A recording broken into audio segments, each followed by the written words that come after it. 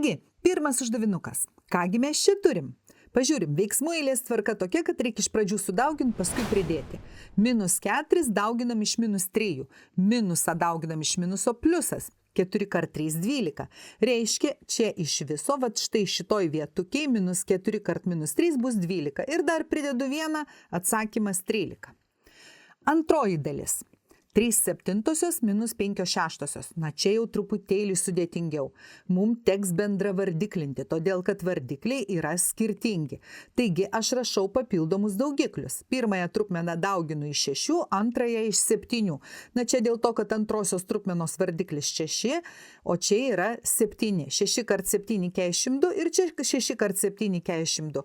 Reiškia, dabar jau mūsų vardikliai bus vienodi. 3 kart 6 – 18, 6 kart 7 – 42, atimu 5 kart 7 – 35 ir 42 vardiklyje taip pat, nes 6 kart 7 yra 42.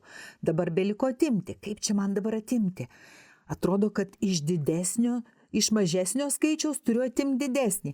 Na tai aš atimsiu atvirkščiai, iš 35 atimsiu 18, kiekgi čia bus, dabar iš 15 atimti 8, 7, 1 pasiskolinom, iš 2 atimti 1, 1, 17.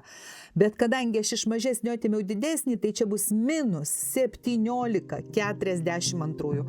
Turime ir tokį atsakymą, pirmas uždavinukas baigtas.